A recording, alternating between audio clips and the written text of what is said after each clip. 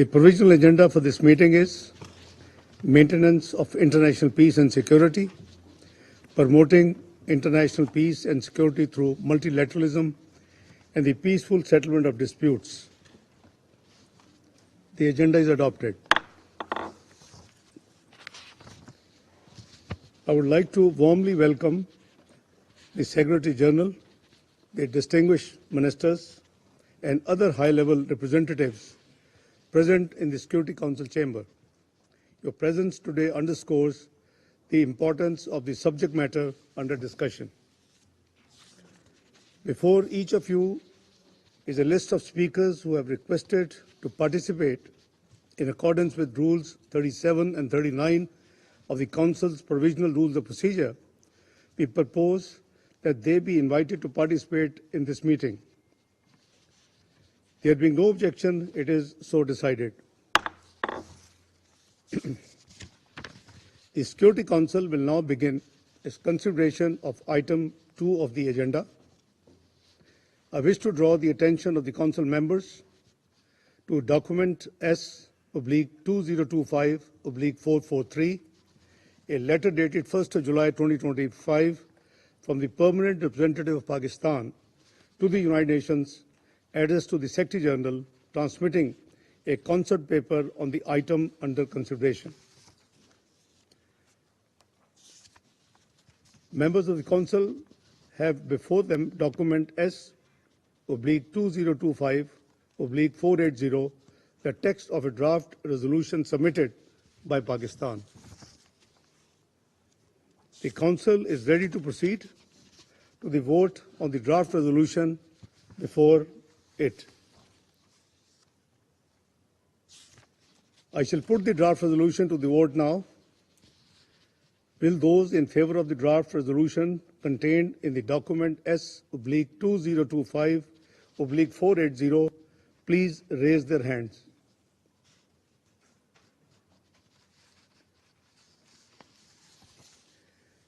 The result of the voting, I think, is all consensus. The draft resolution has been adopted unanimously as Resolution 2788 of 2025. I now give the floor to Honorable Secretary General of the United Nations, His Excellency Mr. Antonio Guterres. Mr. President, Excellencies, I want to thank Deputy Prime Minister and Foreign Minister Ishaq and Pakistan for convening today's open debate. The topic of today's debate shines a light on the clear connection between international peace and multilateralism. 8 years ago, the United Nations was founded with a primary purpose: to safeguard humanity from the scourge of war. The architects of the United Nations Charter recognized that the peaceful resolution of disputes is the lifeline when geopolitical tensions escalate, when unresolved disputes fuel the flames of conflict, and when states lose trust in each other. The Charter lays out a number of important tools to forge peace. Article 2.3 of the UN Charter is clear. All members shall settle their international disputes by peaceful means, in such a manner that international peace and security and justice are not endangered. Chapter 6 of the Charter is equally clear on the specific responsibilities of this Council to help ensure the pacific settlement of disputes by negotiation, inquiry, mediation, conciliation, arbitration, judicial settlement, resort to regional agencies or arrangements, or other peaceful means of their own choice. Action 16 of the Pact of the Future calls on Member States to recommit to all the mechanisms of preventive diplomacy and the peaceful settlement of disputes. I commend Pakistan for utilizing its presidency to put forward a resolution urging all Member States to make full use of these tools in our collective pursuit of global peace. This is needed now more than ever. Around the world, we see an utter disregard for, if not outright violation of, international law, including international human rights law, international refugee law, international humanitarian law, and the UN Charter itself, without any accountability. These failures to uphold international obligations are coming at a time of a widening geopolitical divides and conflicts. And the cost is staggering, measured in human lives, shattered communities, and lost futures. We need look no further than the horror show in Gaza, with a level of death and destruction without parallel in recent times. Malnourishment is soaring, starvation is knocking on every door. And now we are seeing the last gasp of a humanitarian system built on humanitarian principles. This system is being denied the conditions to function, denied the space to deliver, denied the safety to save lives. With Israeli military operations intensifying and new displacement orders issued in Deir al-Balah, devastation is being layered upon devastation. I am appalled that UN premises have been struck, among them facilities of the UN Office for Project Services and the World Health Organization, including WHO's main warehouse. This is despite all parties having been informed of the locations of these UN facilities. These premises are inviolable and must be protected under international humanitarian law without exception. From Gaza to Ukraine, from Sahel to Sudan, Haiti and Myanmar, and many other parts of the world, conflict is raging, international law is being trampled, and anger and displacement are at record levels. And terrorism, violent extremism, and transnational crime remain persistent scourges, pushing security further out of reach. Diplomacy may not have always succeeded in preventing conflicts, violence, and instability, but it still holds the power to stop them.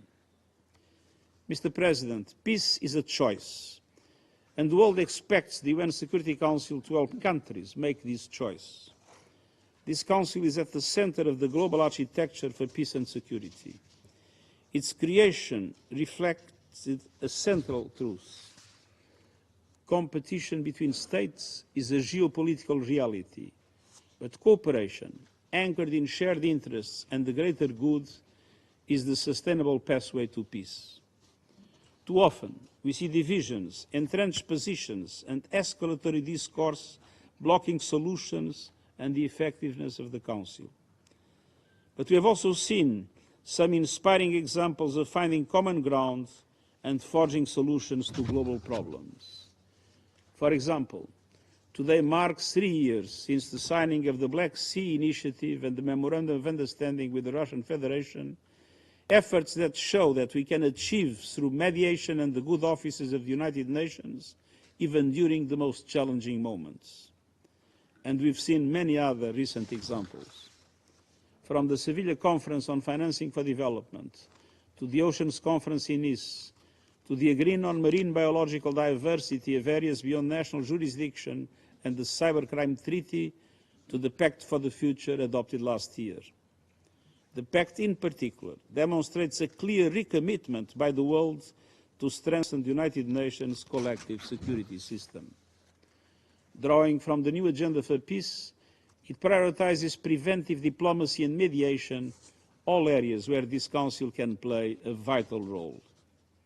As we look to the theme of today's debate, I see 3 areas where we can live up to the Pact's call to renew our commitment to, and the world's face in, the multilateral problem-solving architecture. First, this Council's members, in particular its permanent members, must continue working to overcome divisions. The majority of situations on the Security Council agenda are complex and resist quick fixes. But even in the darkest days of the Cold War, the collective dialogue and decision-making in this Council underpinned a common and effective system of global security, one that successfully developed a range of peacekeeping missions, one that opened the door for vital humanitarian aid to flow to people in need, and one that helped prevent a third world war. I urge you to summon this same spirit by keeping channels open, continue to listen in good faith and working to overcome differences and building consensus. We must also work to ensure that this Council reflects the world of today, not the world of 80 years ago. This Council should be made more representative of today's geopolitical realities. And we must continue improving the working methods of this Council to make it more inclusive, transparent, efficient and accountable. I urge you to continue building consensus to move the intergovernmental negotiations forward. Second, this Council must continue strengthening cooperation with regional and sub-regional partners.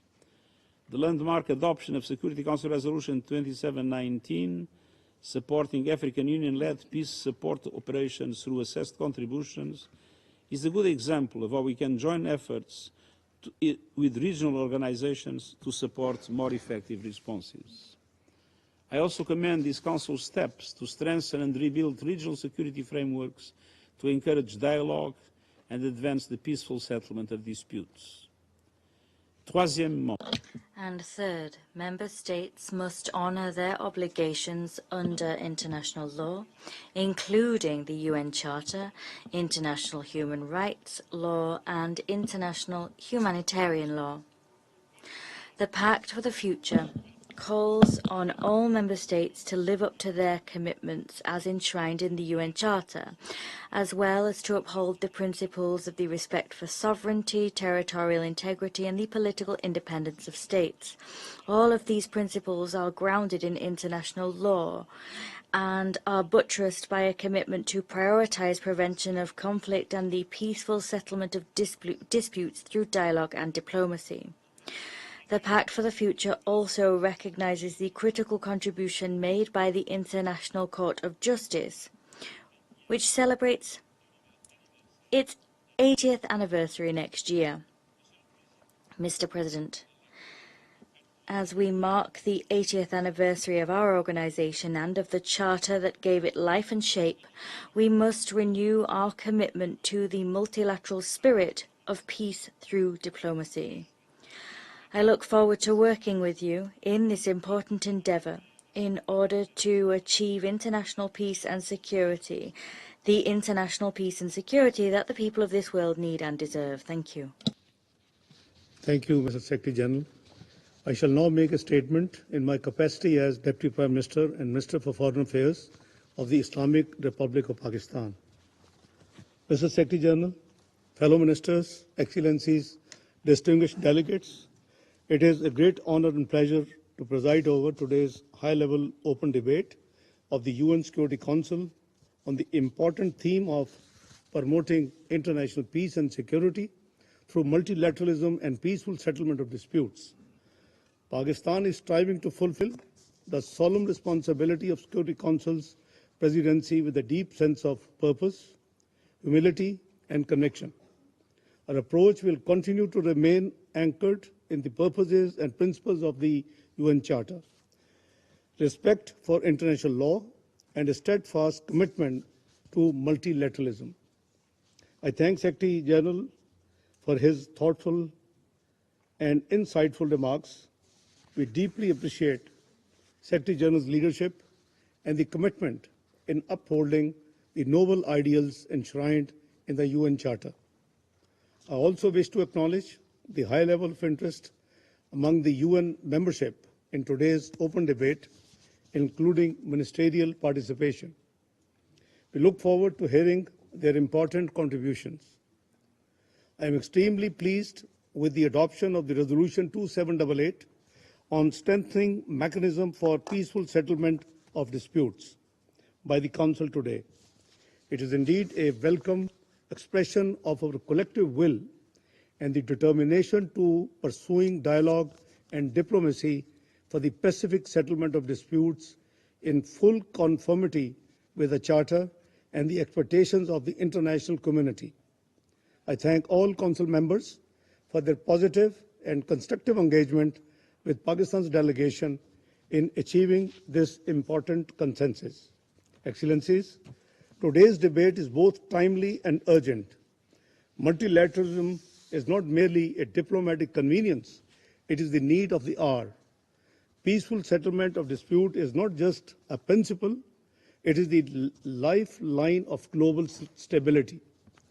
The international community today faces a deeply troubling landscape of unresolved conflicts, festering disputes, and new and escalating crises. Geopolitical rivalries, erosion of trust in multilateral institutions, and persistent non-compliance with Security Council resolutions continue to undermine our shared commitment to the maintenance of the international peace and security and respect for international law. Around the world, unresolved disputes have morphed into prolonged conflicts. The flames of war rage in several regions across the globe. These crises have inflicted untold human sufferings, displaced millions, and undermined our collective faith in the international system's ability to deliver justice and peace. Excellencies,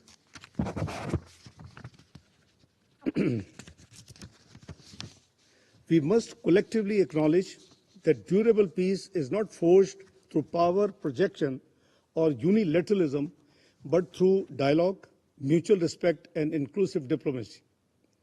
The centrality of multilateralism, as reaffirmed in the Pact for the Future, offers a framework for trust building and cooperation essential to conflict prevention and resolution.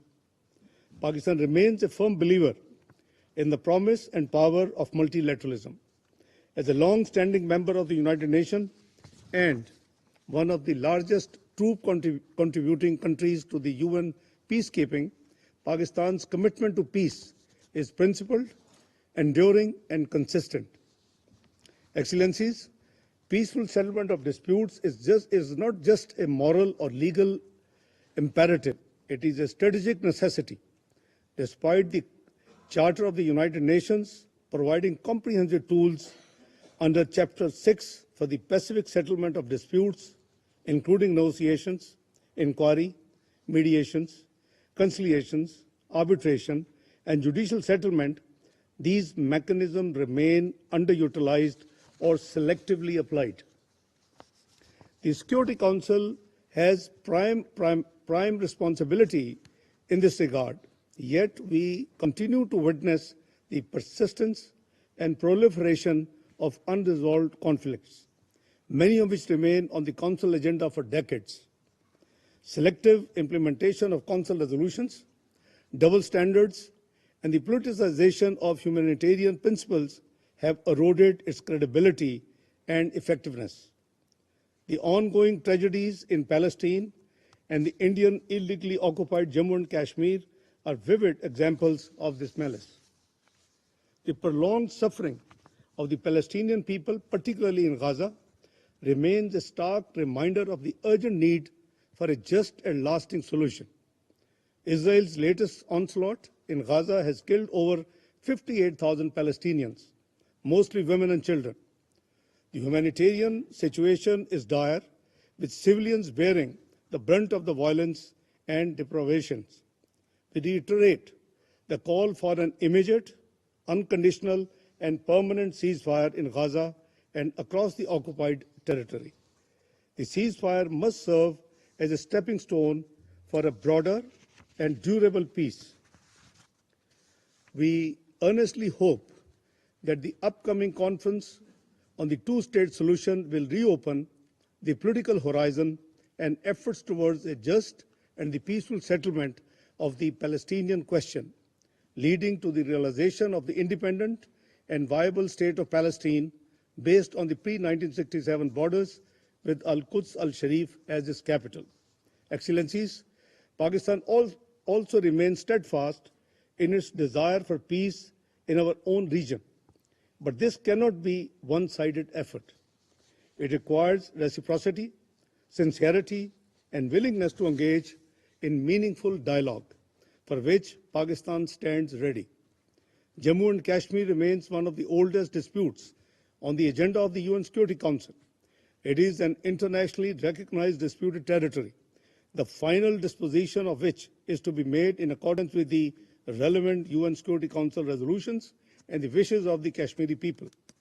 No cosmetic measures can serve as a substitute for the fundamental and inalienable right to self-determination of the Kashmiris as guaranteed by the relevant UN Security Council resolutions. The 65-year-old Indus Water Treaty between India and Pakistan is a noteworthy example of dialogue and diplomacy working for peacefully arriving at a water-sharing arrangement between two neighbors. The treaty has withstood periods of trials and tribulations in bilateral relations. It is most unfortunate and regrettable that India has chosen to illegally and unilaterally hold this treaty in abeyance on baseless grounds with the intention of withholding the flow of water to 240 million people of Pakistan who rely on it for their livelihood and survival.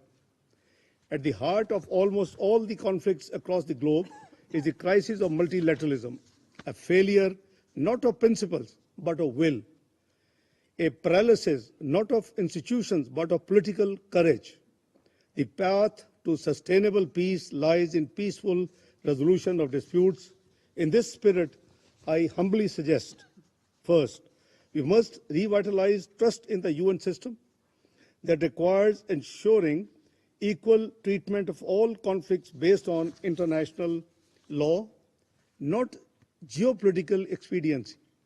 The Security Council resolutions must be implemented universally and without discrimination. Second, we must uphold the primacy of international law, particularly the principles of the UN Charter, in resolving disputes. There must be no space for threat or use of force, foreign occupation, or denial of right to self-determination in today's world. Third, the good offices of the Secretary General should be effectively utilized in the situations of emerging conflict and those involving protracted disputes. Greater support is merited for the mediation support unit. Fourth, peaceful dispute settlement should be a norm, not an exception. Bilateralism cannot be a pretext for inaction when one party refuses to engage. Finally, we may promote regional partnerships in accordance with Chapter 8 of the Charter to support context-specific, inclusive solutions as well as enhance early diplomatic action, including greater investment in the tools of preventive diplomacy.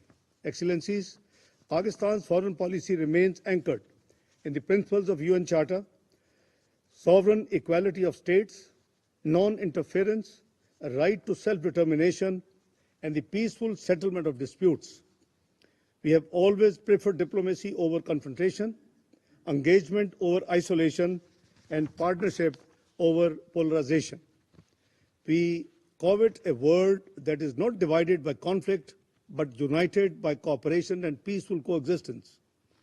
Excellencies, let this debate serve as a collective reaffirmation of our faith in multilateralism, a recommitment to the peaceful settlement of disputes, and a solemn promise to those who look to this Council not for words, but for action. It is time to return to the spirit of San Francisco, where the Charter was born out of the ashes of war and with a hope for peace. At the 80th anniversary of the foundation of the organization, we owe it to the peoples of the world to make the UN even more relevant as a platform for dialogue, but also as an institution that delivers justice, upholds international law, and promotes sustainable peace. I thank you all.